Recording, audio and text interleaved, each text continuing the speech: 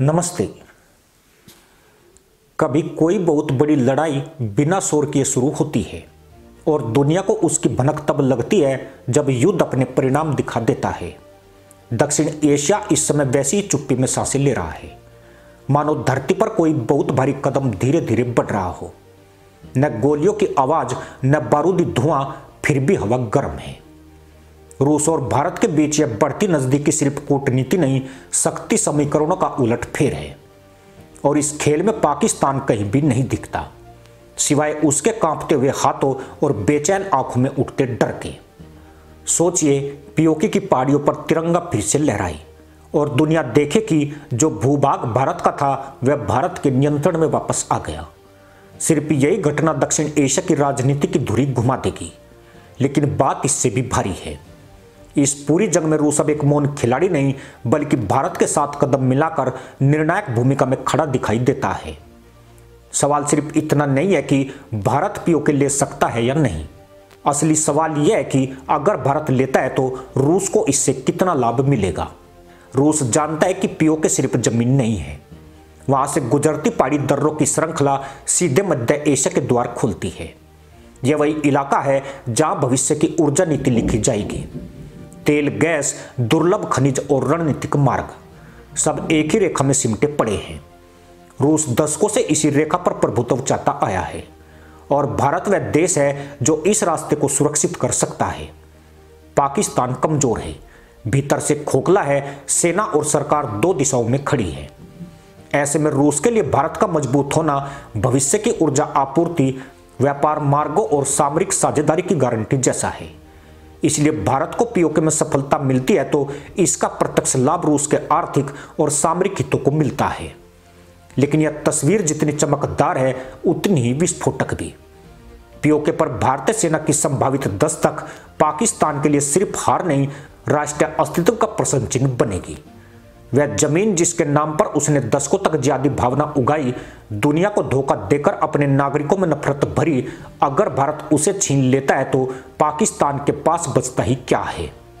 एक सेना जिसका गर्व टूट चुका है, एक जनता जिसे सिर्फ भूख दिखाई देती है, और एक सत्ता जो हर दिन ढहती अर्थव्यवस्था के नीचे दब रही है। यही वह लम्हा है जिसे रूस बहुत गहराई से समझ रहा है। वह जानता है कि पाकिस्तान टूटता है तो आंतरिक गृह संघर्ष भड़केगा, कट्टर समूह नियंत्रण में आ सकते हैं और इसका असर सीधे मध्य एशिया, रूस और यहां तक कि यूरोप तक पहुंच सकता है। इसलिए रूस चाहता है कि खेल ढहने से नहीं, भारत की मजबूती से आगे बढ़े। भारत के लिए भी पीओके सिर्फ भूभाग नहीं, राष्ट्रीय आत्मा का अधूरा अध्याय है। वहां की बर्फीली चोटियों से लेकर झेलम के पानी तक सब गवाही देते हैं कि यह भूमि भारत के इतिहास और पहचान का हिस्सा है। बार बार पाकिस्तान ने उसी भूमि को आतंक का अड्डा बनाया, घुसपैठ कराई, निशाने साधे। अगर भारत वहां सेना लेकर प्रवेश करता है और नियंत्रण स्थापित कर लेता है तो यह सिर्फ सैन्य विजय नहीं होगी, यह इतिहास के घाव पर अंतिम मरहम होगी। यही वह क्षण होगा जहां रूस और भारत के रिश्ते सामान्य साझेदारी से बढ़कर युग निर्माण की दिशा पकड़ेंगे। अब सोचिए, रूस को इससे क्या मिलेगा? ऊर्जा गलियारों का नियंत्रण, मध्य एशिया में स्थिरता की दूरी भारत के हाथों में, और चीन की बेल्ट एंड रोड परियोजना को सीधी चुनौती। यह वही चीन है जो रूस का मित्र होते हुए भी मध्य एशिया में अपना प्रभाव बढ़ाता जा रहा है। रूस इसे चुपचाप देखता जरूर है, लेकिन इसका भार महसूस भी करता है। अगर पीओके भारत के हाथ में आता है और भारत गिलगिट बाल्टिस्तान के रास्ते तक पहुंचने की स्थिति में आता है तो चीन पाकिस्तान पर कलप की सांस रुक जाती है। रूस को आखिरकार वह संतुलन मिल सकता है जिसकी उसे तलाश है, एक ऐसा भारत जो एशिया की शक्ति संरचना को पुनर्गठित कर सके। यह सब सुनकर पाकिस्तान के भीतर कंपकपी और तेज हो जाती है, क्योंकि उसे पता है कि अगर रूस भारत के साथ इस दिशा में खड़ा रहा तो उसके पास न हथियार का संतुलन बचेगा, न अंतरराष्ट्रीय समर्थन।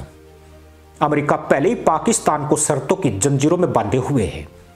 चीन अपने खुद के हितों के लिए पाकिस्तान का इस्तेमाल करता है और खाड़ी देश आर्थिक संकट के चलते पाकिस्तान को बचाने की इच्छा खो चुके हैं। ऐसे में रूस का झुकाव भारत की ओर पाकिस्तान के ताबूत पर अंतिम कील जैसा होगा, और पाकिस्तान यह जानता है। पर कहानी यहीं खत्म नहीं होती। यह तो शुरुआत है उस परिदृश्य की जहां भारत अपनी खोई भूमि सिर्फ वापस नहीं लेता बल्कि अपना रणनीतिक दायरा कई गुना बढ़ा देता है। कश्मीर के पार जैसे ही भारत ध्वज फहरता है, दुनिया देखती है कि भारत सिर्फ बचाव करने वाला राष्ट्र नहीं, पहल करके इतिहास लिखने वाला राष्ट्र भी है। रूस इस क्षण को सोने की खान की तरह देख रहा है, क्योंकि भारत की विजय का अर्थ है स्थिरता, मार्ग, व्यापार और एशिया में शक्ति का ताजा संतुलन। रूस की नजरें सिर्फ सामरिक लाभ पर नहीं बल्कि दीर्घकालिक आर्थिक संरचना पर भी है।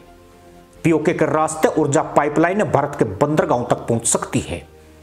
इससे रूस एशिया और हिंद महासागर तक अपना विस्तार सुरक्षित कर सकता है। भविष्य में भारत और रूस मिलकर वह प्रकल्प बना सकते हैं जो चीन को वैकल्पिक मार्ग दे और यूरोप से एशिया तक वस्तु, ईंधन और संसाधनों की बहती हुई धारा का केंद्र बन सके। इस धारा की कुंजी पीओके है। भारत की जनता इस सपने को वर्षों से सीने में लिए बैठी है। हर सादत, हर युद्ध, हर ऊंची आवाज उसी दिन की प्रतीक्षा कर रही है।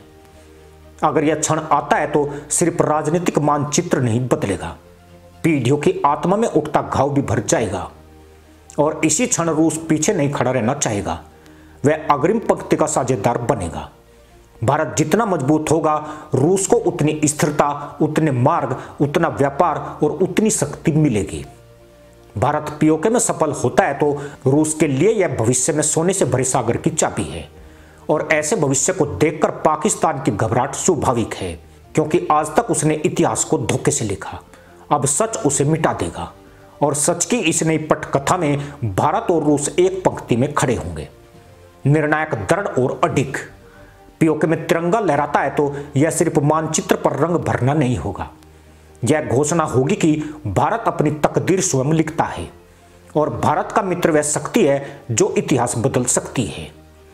अगला दृश्य अब सिर्फ समय पूछता है, और जब यह समय आएगा दुनिया सांस रोक कर देखेगी, क्योंकि जीत सिर्फ जमीन की नहीं, शौर्य की होगी।